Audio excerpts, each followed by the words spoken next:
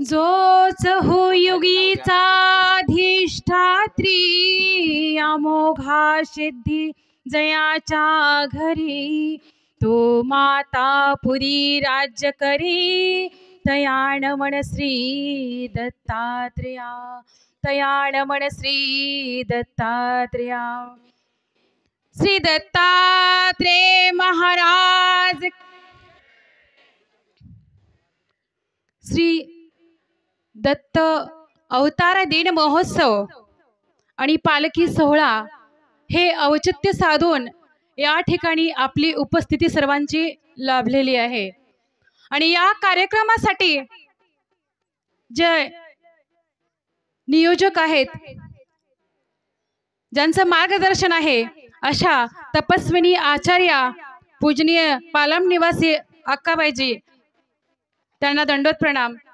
तसेच जे कार्याध्यक्ष आहेत असे आचार्य प्रवर आमचे धर्मबंधू दुधगावकर बाबाजी यांनाही दंडवत आणि ज्यांनी मला या कार्यक्रमासाठी आमंत्रण केलेलं आहे दंडवत केलेला आहे दंडवत घातलेला आहे ते पालम निवासी बाबाजी त्यांनाही दंडवत।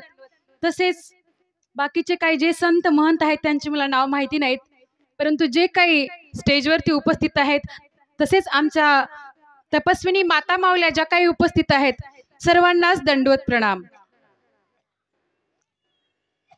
आणि संपूर्ण श्री दत्त ग्रामस्थ लोहा भक्त मंडळ सर्वांचेच आभार। आणि या ठिकाणी आमच्या सेवेमध्ये कालपासून हे यूट्यूब चॅनेल प्रचारक राजेश भाऊ माझ्यासोबत आहेत।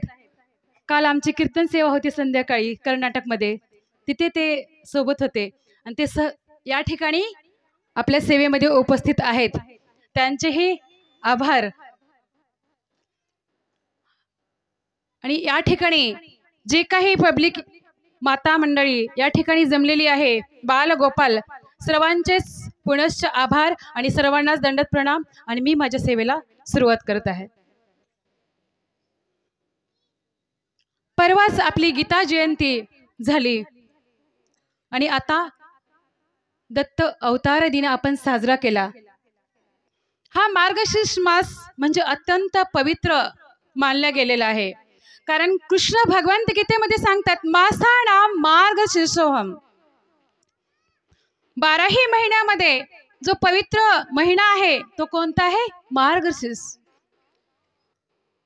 तर असं भगवंतानी या महिन्याला पवित्र का मानलं असेल एक माझं वैयक्तिक मत आहे कारण की या महिन्यामध्ये साक्षात दत्तात्रेय भगवंताचा अवतार झालेला आहे आणि आपला जो आद्य ग्रंथ श्रीमद भगवत गीता जी जगमान्य आहे जगतमान्य असा ग्रंथ त्या ग्रंथाची जयंती सुद्धा याच महिन्यामध्ये म्हणजे 2 दिवसापूर्वी झाली आणि म्हणून कदाचित भगवंताने या मासाला पवित्र मानलेलं असेल।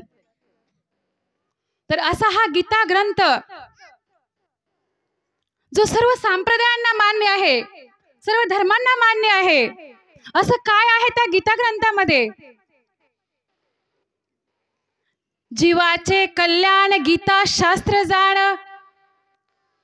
अनेक प्रमाण नाही तुझे। जीवाचं जर कल्याण कशामध्ये आहे तर ते गीता शास्त्रामध्ये आहे कारण गीता शास्त्रामध्ये अनेक पैलू आहेत अनेक प्रकारचं ज्ञान आहे।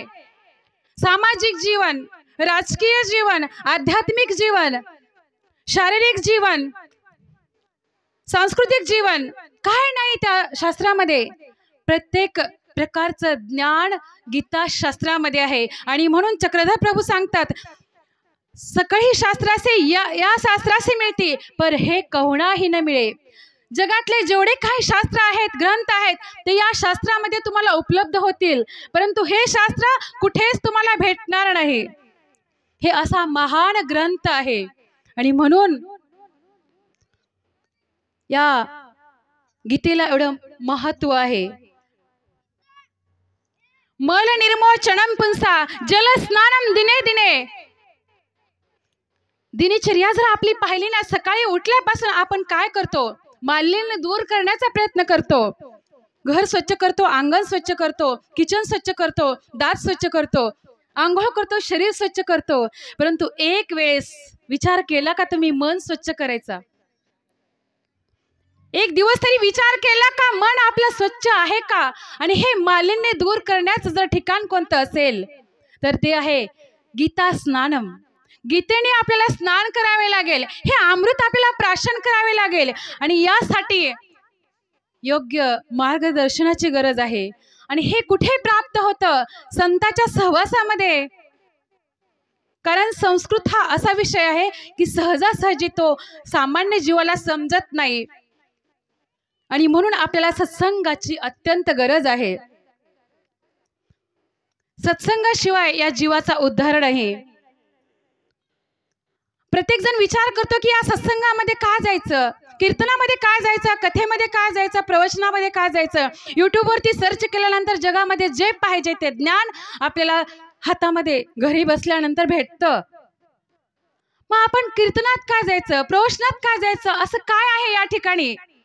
प्रत्येकाच्या समोर हा प्रश्न आहे. आपल्या विज्ञानाने खूप प्रगती केली, परंतु माणूस विसरत चाललेला आहे.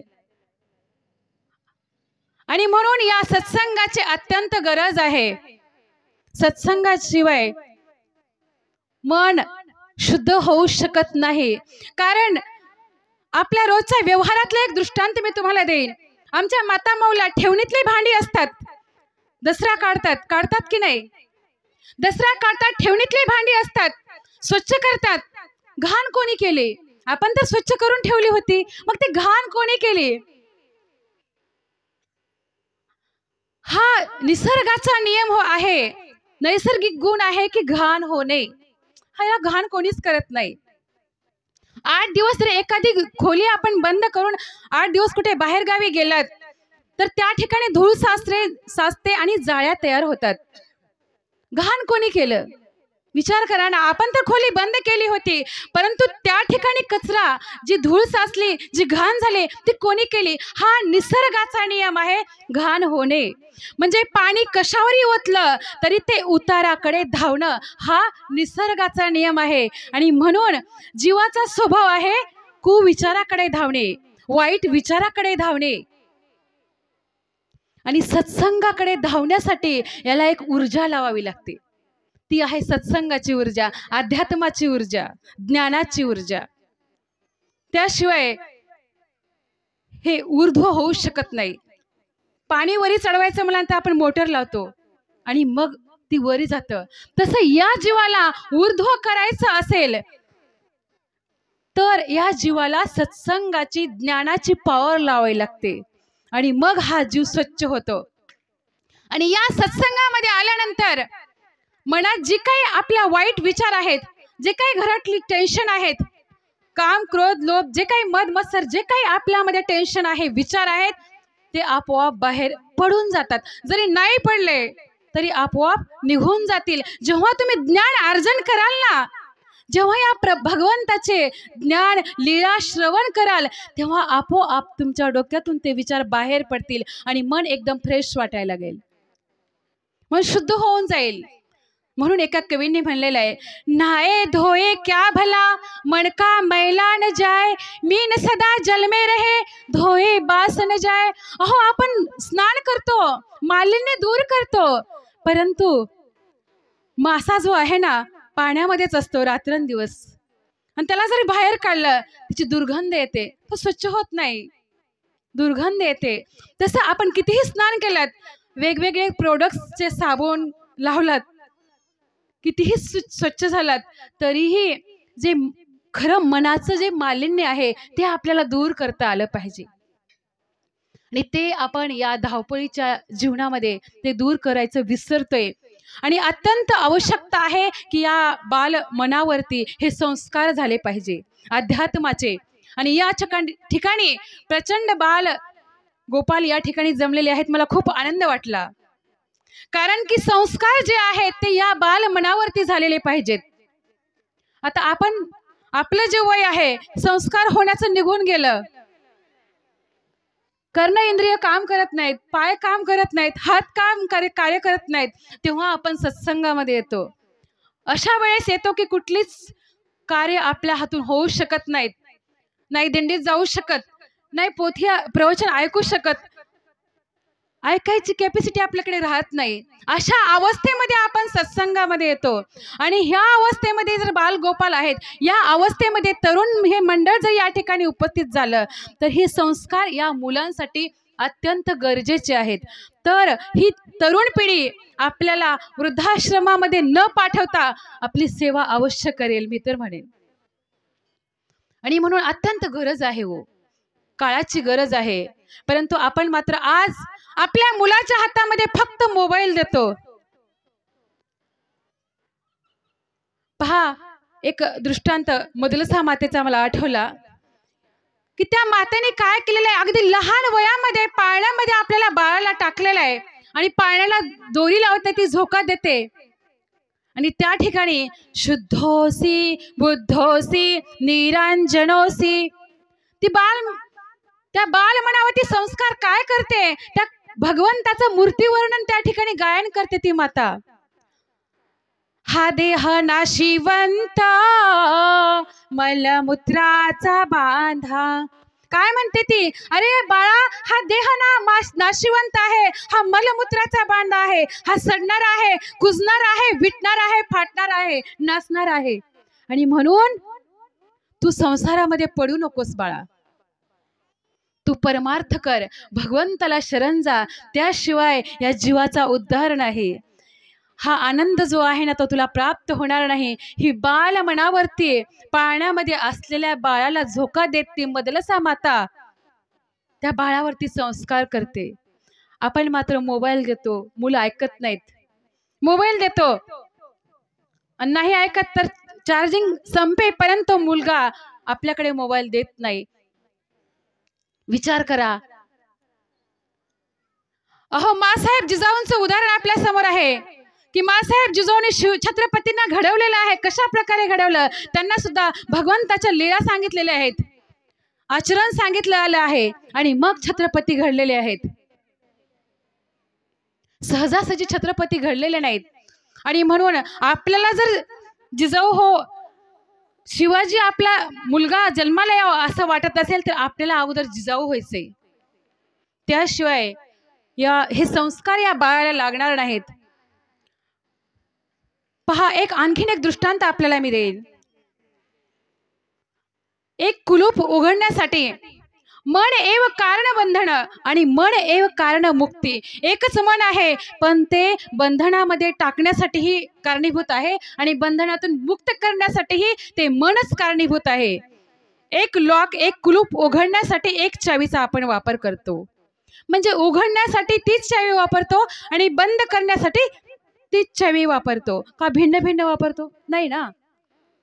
तसं मन हे एकच आहे, फक्त त्या मनाला आपण कुण्या दिशेने फिरवायचे. योग्य दिशेने फिरवाल म्हणजे सत्संगाकडे या मनाला घेऊन जाल तर काय होईल, आपण मोक्ष मार्गाकडे जाऊ. आणि या मनाला जर वाईट दिशेने फिरवलात, कुविचाराकडे या मनाला दिशेने घेऊन गेलात तर हा जीवात्मा नरकाकडे जाईल. मग कोण्या दिशेने फिरवायचे हे आपल्या मनावरती अवलंबून आहे. परंतु त्यासाठी आपल्याला योग्य मार्गदर्शनाची अत्यंत गरज आहे आणि ते मार्गदर्शन सहजासहजी आपल्याला कुठंच निशुल्क सेवा भेटत नाही. ते म्हणजे सत्संग आहे, ज्ञान अर्जन, संतांचा संग आहे. त्याशिवाय हा जीवात्मा शुद्ध होऊ शकत नाही. कारण आताच तुम्हाला सांगितलं, कशावरही पाणी ओतलं तर ते उताराकडे धावणं हा जीवाचा स्वभाव आहे. आणि म्हणून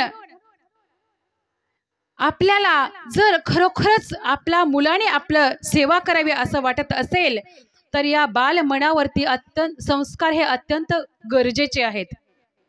पहा, आज वरातीमध्ये जर आपली तरुण मुलगी जर नाचत असेल तर आपल्याला खूप आनंद वाटतो. एज्युकेटेड आहे, हाय क्लास आहे असं म्हणतो आपण. आणि ती जर मुलगी कीर्तनामध्ये कथेमध्ये जर टाळ घेऊन बसली तर आपण काय म्हणतो, थर्ड क्लास आहे, अनएज्युकेटेड आहे, समजत नाही. स्टेजवर जातात, कुठेही थांबतात मुली. विचार करा. परंतु आपण या महाराष्ट्रामध्ये जगतो आणि छत्रपतींच्या महाराष्ट्रामध्ये आपण वावरतोय आणि बाया नाचवणारी नाही तर बाया वाचवणारी ही आपली आपण मराठा आहोत. म्हणजे या ठिकाणी आपण या मराठी मातेत जन्माला आलो आणि म्हणून आपण हे विचार करायचा आहे.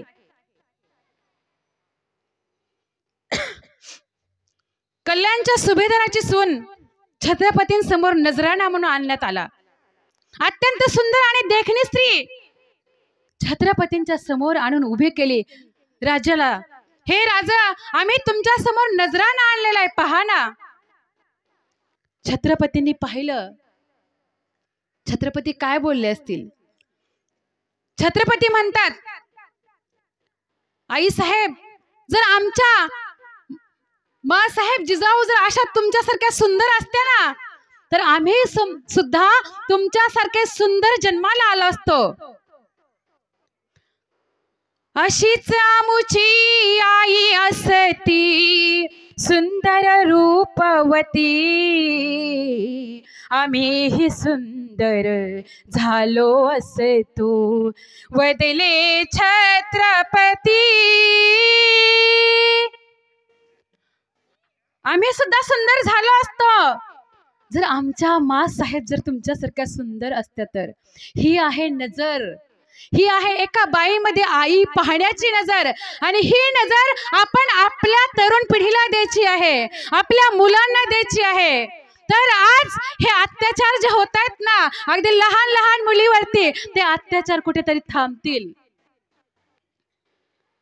आणि हे संस्कार प्रत्येक माता पित्याने आपल्याला मुलाला द्यायचे, आपल्या मुलींना द्यायचे. बाहेर देशामध्ये मुली बिंदास फिरतात, रात्रीच्याही ट्रॅव्हलिंग करतात, प्रवास करतात, भीती वाटत नाही. कारण की त्यांना माहिती आहे हे आपल्या राज्यामध्ये मुलींवरती अत्याचार होत नाहीत. परंतु आपण एवढी संतांची भूमी असून आपण सुरक्षित नाहीत, आपला समाज सुरक्षित नाही असं कुठेतरी माता माऊल्यांना वाटतं. का वाटतं? आपण कुठेतरी कमी पडतोय. आणि हे प्रत्येकाची गरज आहे. प्रत्येकाने आपल्या मुलांना संस्कार देणं हे प्रत्येकाची गरज आहे. परंतु आपण मात्र आई जर टी शर्ट घालत असेल तर मुलांनी काय संस्कार घ्यायचे? आई जर आणि वडील जर मोबाईलवर 24 घंटे राहत असतील तर मुलगा आपोआपच घेणार आहे. म्हणून आपल्या मुलांकडे संस्कार लावत असताना आपण काही गोष्टींवरती कंट्रोल करायचे, तर त्या मुलांवरती या बालमनावरती संस्कार होतील, अन्यथा होऊ शकणार नाहीत.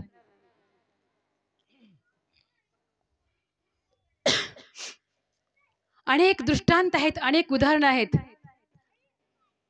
की जे संस्कार अत्यंत या बालमनावरती, या अध्यात्माची गरज आहे, जी या समाजाला आज काळाची गरज आहे आणि ती प्रत्येकानेच जोपासली पाहिजे, मग तो कोणीही असो. आता हे झालं संस्काराचं. परंतु हे संस्कार कुठे भेटतात? असं एक विद्यापीठ आहे, असं एक पार्लर आहे. महिलांसाठी सांगते, प्रत्येक महिलेला वाटतं की सजावं, सुंदर व्हावं, वाटतं की नाही? लग्न सोहळ्यामध्ये जात असताना तुम्ही पार्लरला जाता की नाही? मला असं वाटतं की तुम्ही या ठिकाणी येत असताना कार्यक्रमाला अवश्य पार्लरला जाऊन आले असतील. आज खूप सुंदर दिसताय तुम्ही. तुम्ही म्हणाल ताई तुम्हाला कसं समजलं? जवळपास कुठेतरी पार्लर असेलच बहुतेक. सांगायचं तात्पर्य हे आहे की आपण सुंदर होण्यासाठी अनेक वेगवेगळे प्रोडक्ट्स वापरतो, फेशियल करतो, चेहरा सुंदर करतो, परंतु एकदा मन सुंदर करून बघा ना, काय होईल? आणि असं एक विद्यापीठ आहे, असं एक पार्लर आहे. तुम्हाला मी तुमचा ऍड्रेस देईन, अवश्य तुम्ही तिथे जायचंय.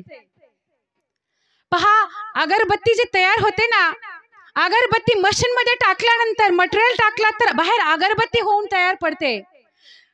रुई म्हणजे कापूस टाकलात तर बाहेर मशीन मध्ये टाकल्यानंतर कपडा बाहेर पडतो. ऊस टाकल्यानंतर बाहेर साखर येऊन पडते. परंतु दुर्जन मनुष्य टाकल्यानंतर बाहेर सज्जन येऊन पडतो. असं एक विद्यापीठ आहे हो. असंही एक विद्यापीठ आहे आणि ते आहे सत्संग.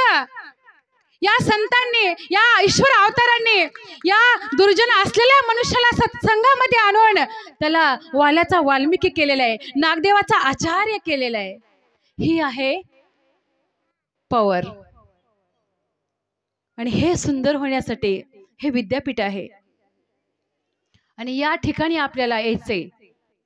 तर आपण सुद्धा खरोखरच पहा, 7 व्यसन जे सप्तव्यसन म्हणतात ना, ते सप्तव्यसन आचार्याच्या ठिकाणी होते, नागदेवाचार्याच्या ठिकाणी, जे आपल्या महानुभाव पंथाचे ते आचार्य झाले. द्यूतंच मध्यंच पिशितंच वेश्या पापार्ध चौर्यम परदार सेवा. 7 व्यसन आहेत. द्यूत आहे, मद्यपान आहे, जुगार आहे, परस्त्री आहे, वेश्यागमन आहे. काय नाही, अहो 7च्या 7 व्यसन आचार्यांच्या ठिकाणी होते, नागदेवाच्या. परंतु त्या नागदेवाला सर्वज्ञ श्री चक्रधर प्रभूंचा संबंध आला, सन्निधान लाभलं आणि या परिसाचा स्पर्श या लोखंडाला झाल्यानंतर नागदेव आचार्यांच्या जीवनाचं सोनं झालेलं आहे. असा हा दुर्जन मनुष्य सुद्धा सज्जन होऊ शकतो. एवढे 7 दुर्गुण तर आपल्याकडे नसतील. म्हणून मी सांगते की खरोखरच जर आपल्याला सज्जन व्हायचं असेल तर सत्संगामध्ये जा, कीर्तनात जा, प्रवचनात जा आणि विशेष करून कुठल्याही कार्यक्रमामध्ये तुम्ही उपस्थिती लावा. आणि दुसरी गोष्ट म्हणजे आपल्या मुलांवरती संस्कार करायचं विसरू नका. आपल्याला तर गरज आहे संस्काराची, परंतु मुलांना जास्त आहे.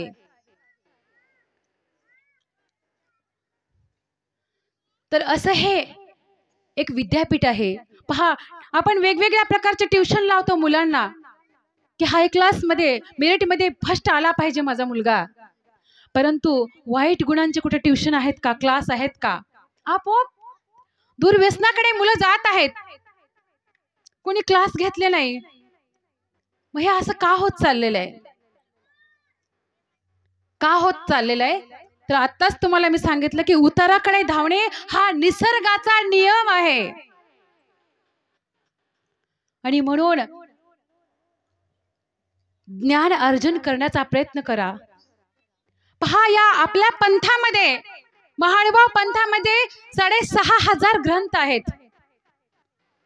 एवढा आपला गर्भ श्रीमंत पंथ आहे. एवढे ग्रंथ 6,500. परंतु आपल्याला एक 7च ग्रंथ माहित असतील किंवा एखादाच ग्रंथ माहित असेल, किंवा आम्हीही तुमच्यापर्यंत पोहोचू दिलं नाही, आम्हीही कुठेतरी कमी पडत असतो. एवढं ज्ञान असताना आपण त्या ज्ञानापासून दूर चाललेलो आहोत. काय नाही. म्हणून अत्यंत ही ज्ञानाची गरज आहे. नाही ज्ञानेन सदृशम पवित्रम ह्य विद्यते. ज्ञान हे अत्यंत पवित्र वस्तू आहे, कारण की प्रत्येक वस्तू चोरीला जाऊ शकते, परंतु ज्ञान जे तुमच्या बुद्धीमध्ये विचार आहेत ते कोणी चोरू शकत नाही. आज प्रत्येकाला भीती वाटते, माझ्याकडे एवढा पैसा आहे, चोर येतील का? प्रत्येक व्यक्तीला भीती वाटते. अहो, झोप सुद्धा लागत नाही. कितीही गादीवरती आपण झोपतो, गोळ्या खातो, परंतु झोप लागत नाही. का असं होतं? समाधान नाही. आणि ते समाधान कुठे भेटतं? समाधान कुठे विकत भेटतं का? प्रत्येक जण सुखासाठी धावतोय या जगामध्ये, परंतु सुख कुठंच भेटत नाही. सुख म्हणलं की दुःख आलं. सुख आणि दुःख एका नाण्याच्या 2 बाजू आहेत, 2 पैलू आहेत. आणि आपण मात्र त्या सुखाच्या मागे धावतोय. सुख म्हणलं की दुःख पाठोपाठ आलंच. आणि मग आपल्याला काय मागायचंय? भगवंताला आनंद मागायचाय. आणि तो आनंद कुठे प्राप्त होतो? तो आनंद फक्त भगवंताकडे आहे. तो कुठे भेटतो? सत्संगामध्ये भेटतो, संतांच्या संगतीमध्ये भेटतो, भगवंताच्या लीळा स्मरणामध्ये तो आनंद भेटतो. तो आनंद जगात कुठेच भेटत नाही. आणि म्हणून तो आनंद जर प्राप्त करायचा असेल तर आपल्याला ज्ञान अर्जन करावं लागेल. आणि म्हणून भगवंताचं एक नाव आहे आनंद. कारण त्या ठिकाणी सुखाचा दुःखाचा लवलेशच नाही असा तो आनंदाचा पुतळा आहे. आणि ते आनंद आपल्याला प्राप्त करायचं आहे. आपण काय करतो, जे दिसतं ना, जे दृष्टीने दिसतं ते सुख मागत असतो.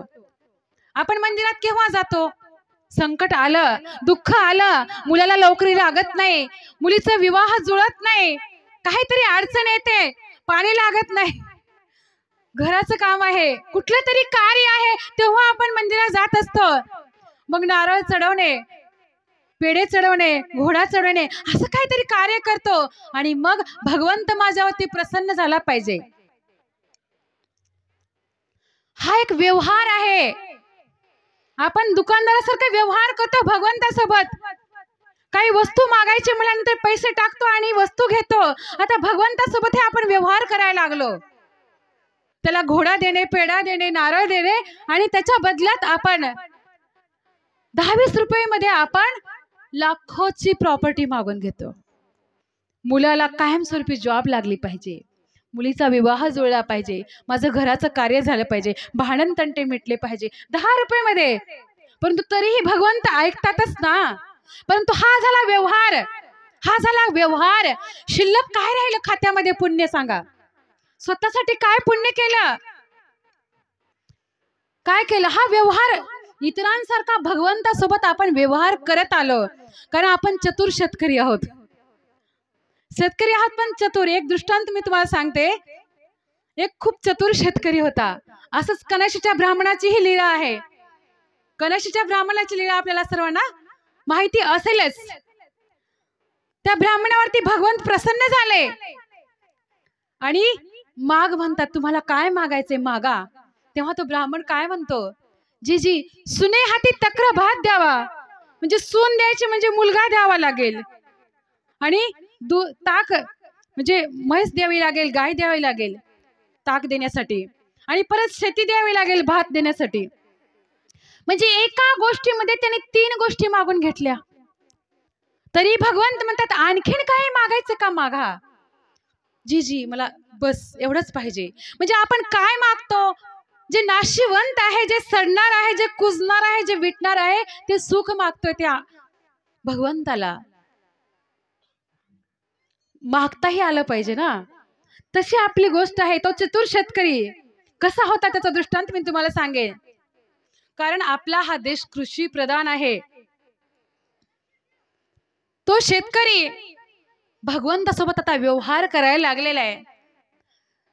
त्यांनी विचार केला, आता पाऊस पडत नाही तर काय करायचं. भगवंतासोबत व्यवहार केला त्याने. देवा तुम्हाला आता पाऊस पडावा लागेल आणि पाऊस पडल्यानंतर मी जे काही धान्य घेईल ना ते तुम्हाला एक बाजू तुम्हाला देईन.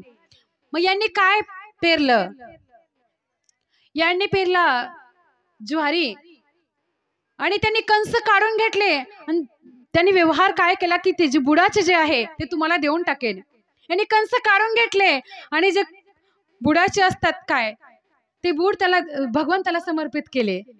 दुसऱ्यानंतर परत त्यांनी दुसरं धान्य घेतलं, शेंगा पेरल्या, शेंगा घेतल्या, शेंगाचं धान्य घेतलं आणि शेंगा लागल्या. परत भगवंतासोबत डील केली की तुम्हाला आता मी वरचा भाग देईन.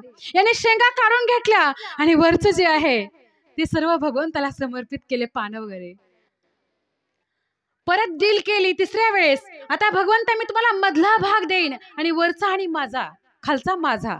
आता मग याने कोणतं धान्य घेतलं, मका पेरल्या. मधलं जे आहे ते कणीस ते काढून घेतले आणि वरचा भाग आणि खालचा भाग भगवंताला समर्पित केला. एवढा चतुर शेतकरी. ते आपण व्यवहार असा करतोय भगवंतासोबत, म्हणजे आपण भगवंतासला मूर्ख बनवण्याचा प्रयत्न करतोय. विचार करा.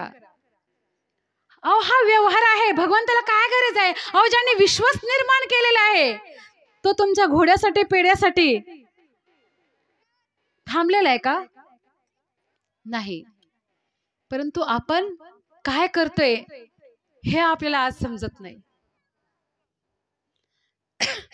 आणि म्हणून आनंद भगवंताला मागता आला पाहिजे आणि त्या आनंदाच्या मार्गाने आपल्याला वाटचाल करायची आहे. तो आनंद कसा आहे आणि कुठे असतो? तर आता दत्त जन्म अवतार दिनाच्या निमित्ताने थोडं दत्त भगवंताचं चरित्र मी तुम्हाला सांगेन. भगवंत अवतार केव्हा धारण करतात?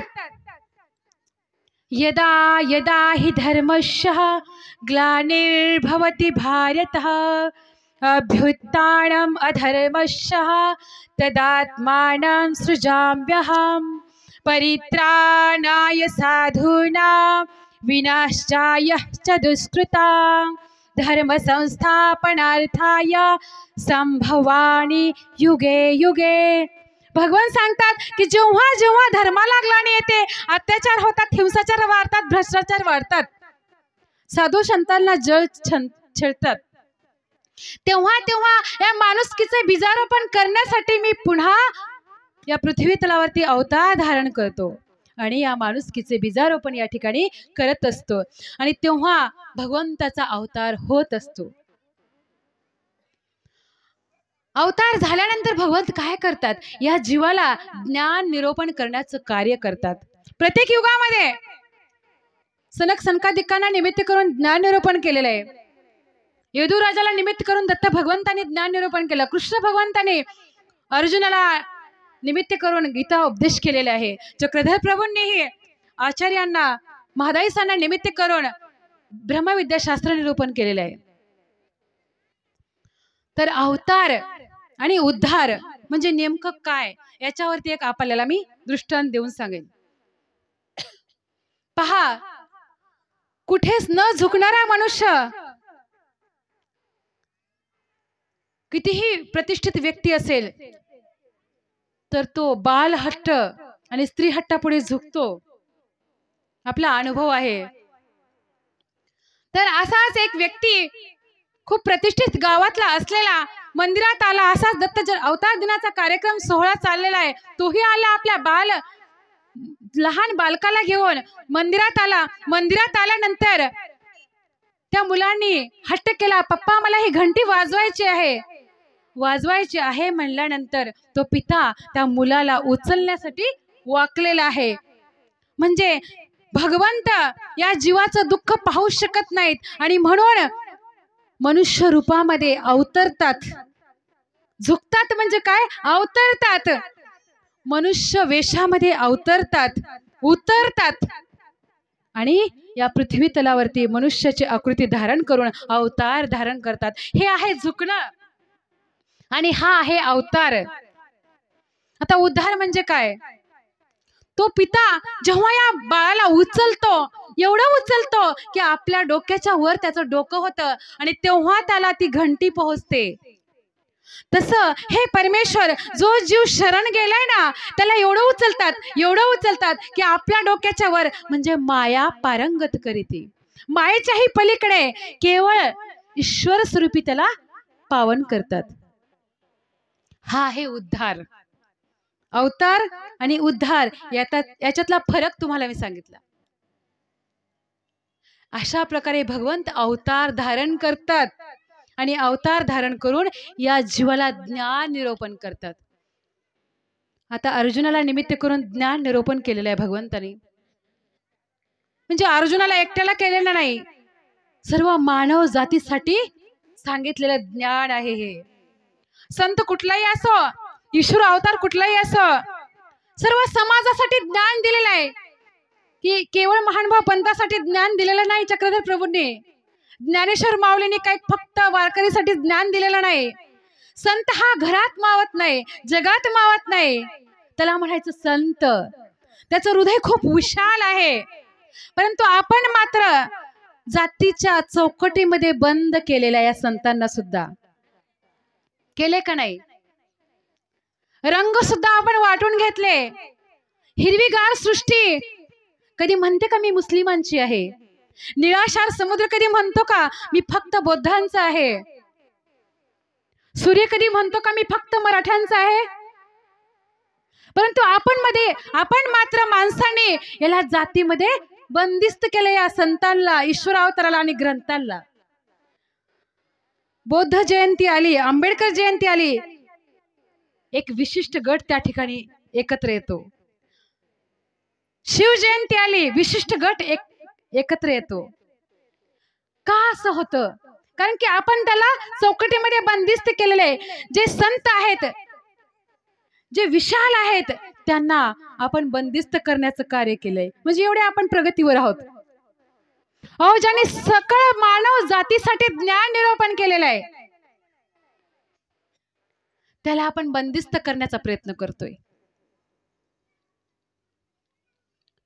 आणि म्हणून आपण कुठेतरी कमी पडतोय. परंतु हे विश्वचे माझे घर, हे संतांचं हृदय आहे. आपण फक्त एक पंथ, एक जात, एक धर्म एवढाच माझा म्हणतो. मी आणि माझं, याच्या व्यतिरिक्त आपल्याला काहीच माहिती नाही. म्हणून माऊली म्हणतात, मी माझी आठवण विसरले जयाचे अंतकरण, पार्था तो संन्याशी जाण निरंतर. मी आणि माझं हे विसरायचे. आणि जोपर्यंत आपल्यातला मी संपत नाही, म्हणजे मी कोणीतरी आहे. थोरपण परासांडी जे व्युत्पत्ती आघवी विसरी जे जगा धाकुटा होई जे ते जवळीक माझी. हे थोरपण, मी कोणीतरी आहे. मी डॉक्टर आहे, मी इंजिनियर आहे, मी कीर्तनकार आहे, मी प्रवचनकार आहे, मी कोणीतरी प्रतिष्ठित आहे. हा मी आपल्याला अगोदर बाहेर ठेवायचा आहे. आणि जोपर्यंत माझ्यातला मी संपत नाही, तोपर्यंत हा विशाल हृदय त्याचं होत नाही. आणि माझं मला काहीच दिसत नाही. आणि म्हणून संत सांगतात की अगोदर हे विसरायचंय. याच्यावरती एक दृष्टांत मला आठवला. विदेही जनक म्हणतात, जनक राजांना विदेही जनक म्हणतात का? एकदा शुक मुनींना कृष्ण भगवान सांगतात की तुम्हाला जर खरोखर ज्ञान जर प्राप्त करायचं असेल तर विदेही जनकाकडे जा. शुक मुनी ज्यांनी इंद्रियावरती विजय प्राप्त केलेला आहे, ज्यांची तपश्चर्या भंग करण्यासाठी अप्सरा आली होती स्वर्गातून, तिलाही त्यांनी परास्त केलेला आहे. असा इंद्रियावर विजय मिळवणारा शुक, तो शुक मुनी, ते शुक मुनी विदेही जनकाकडे गेले आहेत. जनक राजाकडे गेले. बाहेरूनच पहारेकरांनी विचारलं की आपण कोण आहात? त्यांनी सांगितलं की मी शुक आलोय, सांगा तुमच्या राजाला की मी शुक आलोय. सेवकांनी निरोप पाठवला, महाराज मी शुक आलाय असं म्हणून एक व्यक्ती आलेला आहे, त्यांना आत पाठवायचं का? ते म्हणले नाही. परत दुसऱ्या वेळेस निरोप पाठवला की मी शुक आलोय. तिसऱ्या वेळेस परत निरोप आला.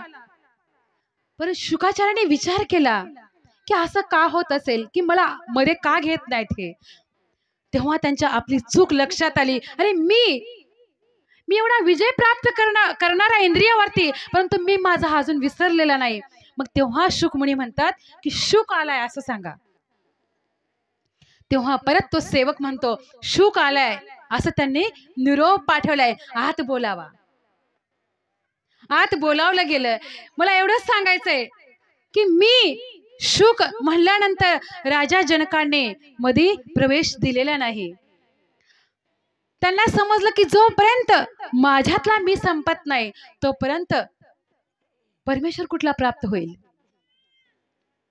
तुम्ही जर माझा माझा म्हणाल तर घरातलेही आपल्याला किंमत देत नाहीत. प्रत्येक ठिकाणी माझं माझंच म्हणतात, असं आपण बोलत असतो. म्हणून आपलं म्हणायला शिकतो आपण. हा नाही, हा आपला आहे.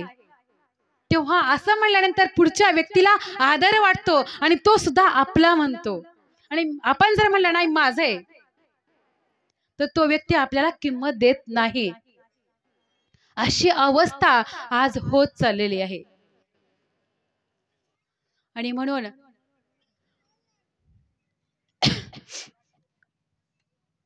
पहा, अनेक दृष्टांत, अनेक उदाहरण आहेत. किती वेळ मला सांगा. एक दृष्टांत मी शेवटचा देईन आणि मी माझ्या सेवेला विराम देईन. की आपण आपली संस्कृती जोपासायची, हे प्रत्येकाने आचरणात आणायचे। एक छोटा मुलगा होता की माणसातलं प्रेम कसं कमी होत चाललेलं आहे याच्यावरती एक दृष्टांत मी शेवटचा देईन। एक छोटा मुलगा होता बाळू नावाचा, त्याचे वडील सरलेले आहेत, वारले। आई धुणं भांडी करून त्याचा सांभाळ करायला लागलेली आहे। खूप कष्ट केले आईने, दुसऱ्याच्या घरी भांडी धुणी करायची आणि त्याला शाळेत घातलं। माझा बाळू शिकला पाहिजे, मोठा झाला पाहिजे, नाव काढलं पाहिजे, काहीतरी इंजिनियर डॉक्टर व्हावा अशी आईची अपेक्षा होती। 8वी 9वीला तो बाळू गेला, डब्बा घेऊन गेला नाही, जेवण करून गेला नाही, म्हणून आई फाटक्या लुगड्यातली आई डब्बा घेऊन शाळेत गेली। बाळूचे मित्र चिडवायला लागले, अरे बाळूची आई आंधळी आहे, बाळूच्या आईच्या अंगावरती फाटकी साडी आहे। मित्र चिडवायला लागले, खूप राग आला। घरी आल्यानंतर डब्बा फेकून दिला, बॅग फेकून दिली। आई शाळेत तुला कोण आहे म्हणलं?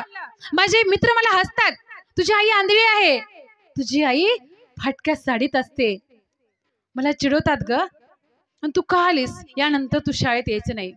वाईट वाटलं आईला, परंतु आई आहे, आईने ते दुःख विसरलं। परत बरेच दिवस झाले, खूप शिकला, मोठा झाला, कलेक्टर झाला, तालुक्याच्या ठिकाणी त्यांनी बंगला घेतला, विवाह झाला, मुलं झाली। आता मात्र त्या सासूला म्हणजे बाळूच्या आईला ती सून घरात घेत नाही। आता काय करायचं? ती दुरूनच चोरून आपल्या नातवाला पाहायची, काहीतरी बिस्किट वगैरे घेऊन त्यांना भेटायला जायची, परंतु ती सून मात्र त्या सासूला भेटू देत नव्हती। नातवाचं सुख सुद्धा तिला भेटत नव्हतं, अशी अवस्था त्या आईवरती आली। आणि मग बरेच दिवस झाले, त्या आईने एक चिठ्ठी पाठवली, शेवटचे दिवस तिचे होते, तिने चिठ्ठी पाठवली, बाळू माझा अंतिम संस्कार मात्र तुझ्या हाताने झाला पाहिजे, माझी एवढी शेवटची अपेक्षा आहे बाळा। परंतु ती चिठ्ठी सुनेच्या हातामध्ये पडली, बाळूच्या हातामध्ये पडलीच नाही। महिना झाला आई मरून, बाळूला समजलंच नाही। काहीतरी कामानिमित्ताने तो बाळू त्या गावामध्ये गेला। गावामध्ये गेल्यानंतर त्याला आठवलं की या झोपडीमध्ये माझी आई राहते। तो आला त्या ठिकाणी, पाहिलं झोपडी बंद आहे, शेजाऱ्यांना विचारलं, जवळ आला, कुठे गेली आई? समजलं आई सरलेली आहे, सरकन पायाखालची जमीन सरकली। काय करायचं? झोपडी उघडली, प्रत्येक दृश्य जागे व्हायला लागलं। या ठिकाणी मी बसत होतो, या ठिकाणी मी जेवत होतो, आई मला स्नान घालत होती। प्रत्येक दृश्य जिवंत व्हायला लागलेलं आहे, प्रत्येक दृश्य जिवंत व्हायला लागलं। खूप वाईट वाटलं। एक एक जागा पाहायला लागला, वस्त्र पाहायला लागला, आईची साडी पाहिली, तो साडी अंगावरती घेतली की ही साडीची ऊब जी आहे ती परत मला मिळणार नाही, असं त्याला वाटायला लागलेलं आहे। त्यांनी जुनी पेटी, जी लाकडी पेटी आहे ती उघडली, आणि जुनी पेटी उघडल्यानंतर त्याच्यामध्ये एक सर्टिफिकेट होते दवाखान्याचे आणि एक चिठ्ठी होती। पाहिले त्याने, त्या चिठ्ठीमध्ये लिहिलं होतं की बाळू, तू लहान असताना बाळा तुझा अपघात झाला होता आणि तुझा एक डोळा निकामी झाला, तू आंधळा झाला होतास, म्हणून मी माझा डोळा तुला लावलेला आहे बेटा, माझा डोळा मी तुला लावलाय। माझ्या बाळूने जग पाहावं, माझा बाळू मोठा व्हावा, शिकावा, जग पाहावं, म्हणून मी माझा डोळा तुला दिला होता। आता मात्र वेळ निघून गेली हो, वेळ निघून गेली। आईची किंमत त्याला कळली नाही। आई आहे तोपर्यंत किंमत कळत नाही, बाप आहे तोपर्यंत किंमत कळत नाही। आणि अशी परिस्थिती प्रत्येकाच्या जीवनामध्ये येत असते। आणि म्हणून मला या सेवेमधून हे सांगायचंय, मायबाप हो, प्रत्येकाने आपल्या माता पित्यांची सेवा करा, प्रत्येकाने स्नेहाचं वर्तन ठेवा, माणुसकीचं वर्तन ठेवा, आदराचं वर्तन ठेवा, माता पित्याची किंमत करा, तरच पुढे चालून आपली मुलं आपल्याला वृद्धाश्रमात पाठवणार नाहीत। अशी परिस्थिती कोणावर येऊ नये, परंतु वेळ मात्र निघून गेल्यानंतर आपल्याला हे ज्ञान अनुभवायला येतं, तोपर्यंत प्रत्येकाच्या हे किंमत कळत नाही।